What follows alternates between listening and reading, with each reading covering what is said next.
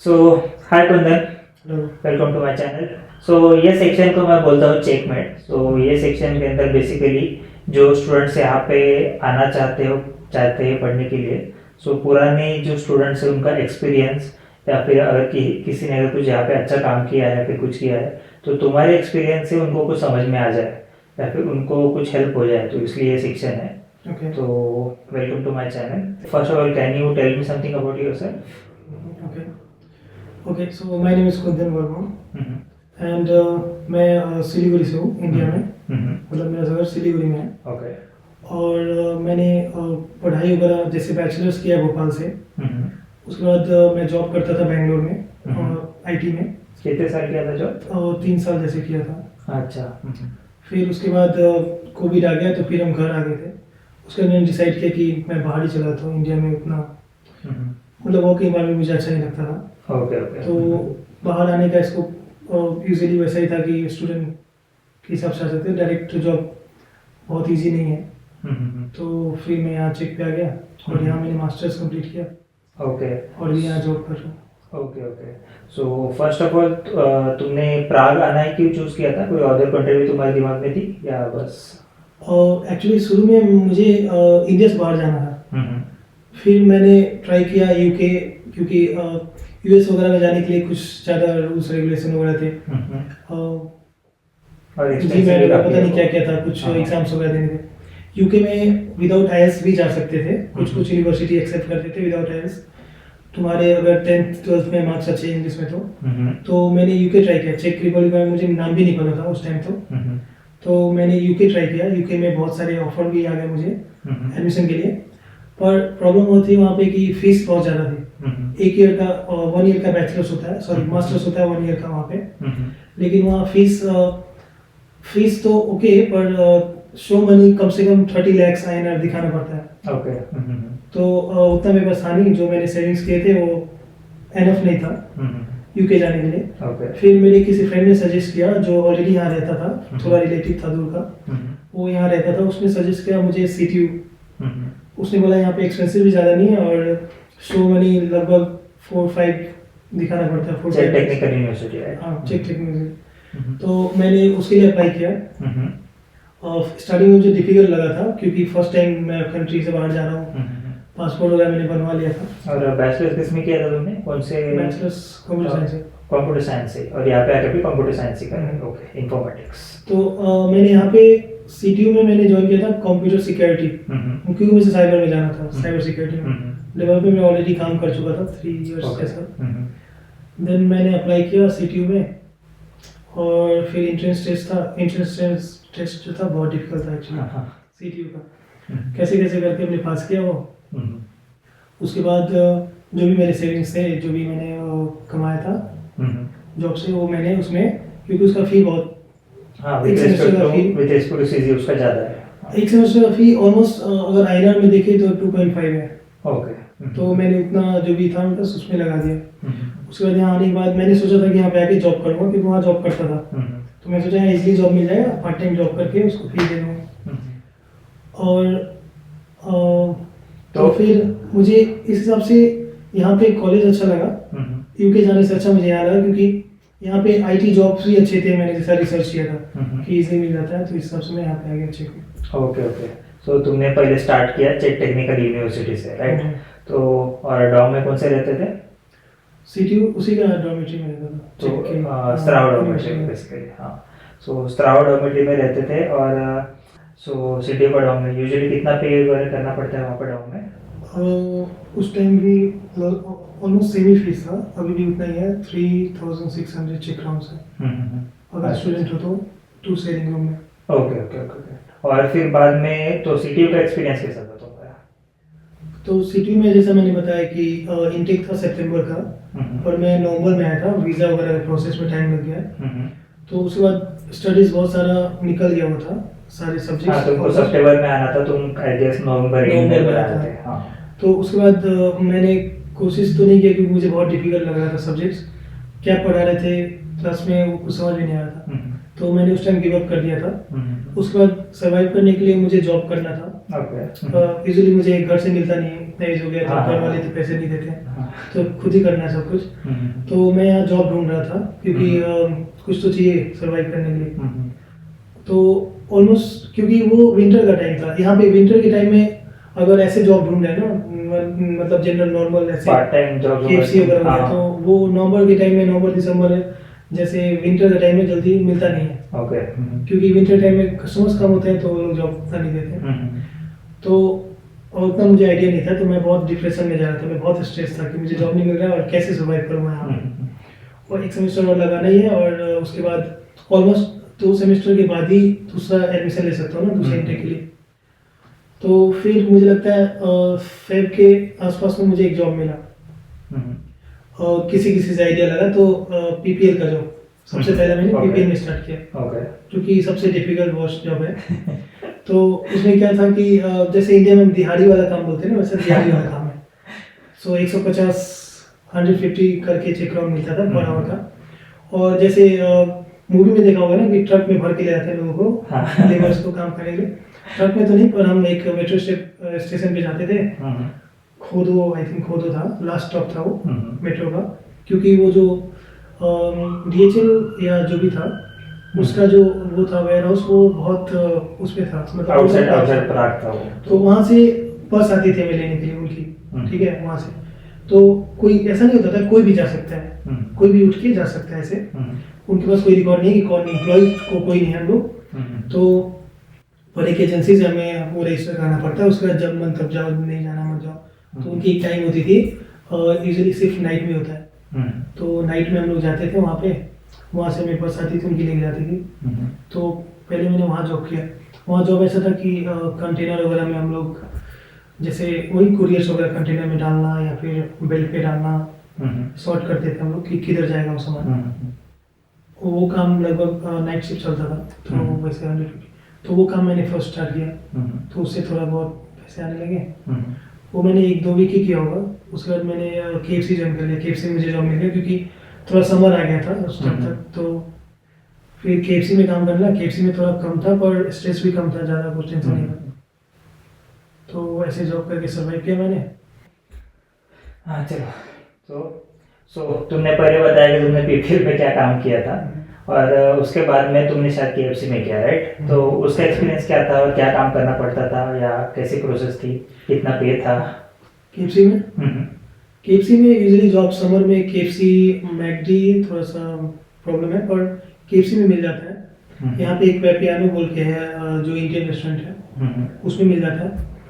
पे ऑलमोस्ट वो लोग, क्योंकि एक ये जॉब जो है वो कॉन्ट्रैक्ट बेस पे है, तो जॉब तुम्हें मतलब ऐसे मिल रहा है, गवर्नमेंट जैसे मिल रहा है, तो टैक्स वगैरह लेते हैं। फिर भी अगर नाइट शिफ्ट हम कर रहे थे तो कुछ जैसे नाइट शिफ्ट का कुछ 10% मिलता है एक्स्ट्रा, तो वो करके 150 वो भी आ जाता था। और वो काम डिप्रेशन वाइज नहीं था, क्योंकि सिर्फ पे जाओ अपने टाइम पे, और वैसा नहीं था, मतलब वो भारी भारी चीजें उठाना वैसा कुछ। तो with respect to PPL easy था, तो ये थोड़ा सा इजी था, पर फिर भी डिफिकल्ट तो था। मतलब एक बंदा जो सॉफ्टवेयर में काम करके आया, फिर यहाँ पे ऐसे काम कर रहा है, तो काम कोई छोटा बड़ा नहीं बोल रहा हूँ, पर डिफिकल्ट था। जैसे एक तो रात भर जगो, मतलब नाइट शिफ्ट में मिलता है, क्योंकि हम चेक वाले नहीं है, चेक वालों को डे में मिल जाता है। क्योंकि हमें अगर चेक नहीं आता है तो वो हमें बैकग्राउंड में रखते हैं, मतलब किचन वगैरह में देते हैं काम, और हेड उस पर नहीं देते हैं, काउंटर पे, कैश काउंटर पे। तो किचन में काम था, और नाइट शिफ्ट में ज़्यादा ऑर्डर्स भी आते हैं, तो हमें बहुत ज़्यादा बनाना होता है। और किचन में या 1 या 2 को रखते हैं वो लोग, यूजुअली 1 को भी रखते हैं, तो 1 पे सारा काम होता है, वो मैरिनेट करना, फिर उसको उसमें फ्राई करना, सब कुछ। बट पहले खाना बनाया था क्या? कुछ आइडिया था कैसे बनाते हैं क्या, या सिखा देते हो? नहीं, खाना बनाना और वो चीज़ करना वो बहुत डिफरेंट है। अच्छा। अगर खाना बनाने भी आता है तो वो थोड़ा डिफरेंट है। तो वो पहले एक जो पहले सीनियर रहता है उसके साथ लगाते काम, तो हम देख देख के सीख जाते हैं, जैसे फॉलो करते रहते हैं उनको कैसे करते हैं, शैडो करते रहते हो तुमको। तो उसके बाद वो काम डिफिकल्ट इसलिए लगता है क्योंकि कंटिन्यूअसली बनाने होता है, और बैठ नहीं सकते हो। इवन आप किचन में हो, बिहाइंड, मतलब कोई देख नहीं रहा है, फिर भी बैठ नहीं सकते हो। बैठोगे अगर मैनेजर आए तो गुस्सा होते हो। ओके। सो तो पूरा 12 घंटे का शिफ्ट है, हाँ। तो कंटिन्यूअसली खड़े रहना है। Okay okay okay. तो थोड़ा सा डिफिकल्ट हो जाता है। अब हम्म। पहली बार कर रहे हैं इतना डिफिकल्ट काम, हम्म। मतलब थोड़ा तो रहता है, पर ठीक है। बहुत टाइम तक मैंने उसको किया, कुछ टाइम तक सर्वाइव किए। हम्म। कब से 4-5 महीने किया होगा मैंने उसको। मतलब इन बिटवीन तुमने सीजीयू ज्वाइन कर लिया था, राइट? हाँ, फिर मैंने सीजी में अप्लाई किया था, और उससे पहले भी थोड़ा प्रॉब्लम होता क्योंकि जैसे सीटी में मैंने फर्स्ट इनटेक का तो फी पे कर दिया था, फर्स्ट सेमेस्टर का। देन सेकेंड सेमेस्टर का मुझे फी पे करना ही पड़ता, लेकिन पास नहीं किया तो सेकेंड सेमेस्टर का फी पे करने का मतलब फेल हो गया मेरे को, क्योंकि किसी सब्जेक्ट का एग्जाम नहीं दिया था। तो फिर मैंने एक कोर्स होता है, पीपीएल कोर्स कुछ होता है, एलएलपी आई गेस, लॉन्ग ऐसे कुछ लर्निंग कोर्स। हाँ, उसमें होता है कि स्टूडेंट नहीं रहते हो आप, पर सिर्फ वो कोर्स करने के लिए आ रहे थे, तो उस पर जॉब नहीं कर सकते एक्चुअली, कैश पे जॉब कर सकते हो ऑफ रिकॉर्ड। पर तो वैसे मैंने 2-3 सब्जेक्ट ले लिए थे, कुछ 20 क्रेडिट्स होनी चाहिए वीज़ा के लिए, तो वीज़ा मतलब चलता रहेगा। तो मैंने वो कुछ लमसम मैंने 25,000 चेक क्राउन उसको पे किया था सिर्फ 20 क्रेडिट्स कंप्लीट करने के लिए पर सब्जेक्ट के कुछ एक क्रेडिट का कुछ ऐसे चार्जेस थे उनके।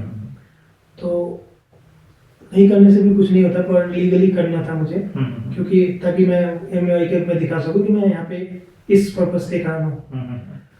तो उसके बाद फिर बाद में सीजीयू चले गए। हाँ, तो फिर सीजीयू चले गए बाद में। फिर सीजीयू में एडमिशन ले लिया मैंने। सीजीयू में एडमिशन बहुत डिफिकल्ट नहीं है, इजी है, उसका भी टेस्ट वगैरह कुछ था। पर उस टाइम कोविड वगैरह का टाइम में टेस्ट कैंसिल कर देते थे, वैसे एडमिशन ले ही लेते थे। तो यू वर लकी, एग्जाम भी नहीं दिया। एग्जाम नहीं हुआ तो एडमिशन तो हो गया उसमें। तो हुआ और एडमिशन हो गया। Okay okay. और सीजीयू का एक्सपीरियंस कैसा था with respect to CTU? CGU में पढ़ाई उतना डिफिकल्ट नहीं है, और ऐसा था कि मैंने बहुत बिगनिंग से स्टार्ट किया ना, मतलब कि मैं तो यहीं पे था, मुझे नहीं जाना था। बहुत स्टूडेंट्स थे जो लेट से आए थे, क्योंकि उनका वीज़ा प्रोसेस वगैरह लेट हो गया, जैसे मैं पहली बार आया था वैसे। पर मैं तो चूँकि यहाँ पे था, तो मैंने स्टार्टिंग से क्लासेस ज्वाइन किए। स्टार्टिंग से क्लासेस मेरा अटेंडेंस हमेशा 100%, तो मैं डेली कॉलेज आता था और पढ़ाई अच्छा ही चलता था। तो क्लासेस जाओ डेली तो समझ में भी आते हैं, और सीजीयू इतना डिफिकल्ट नहीं है। सीजीयू तो साथ में पार्ट टाइम कर सकते हो उसमें? अगर आप सीजीयू में बाय द वे चीजू बोलते हैं उसको। हाँ, चेक में चीजू। तो वहाँ जॉब सॉरी वहाँ पढ़ाई करते हो, आप जॉब कर सकते हो।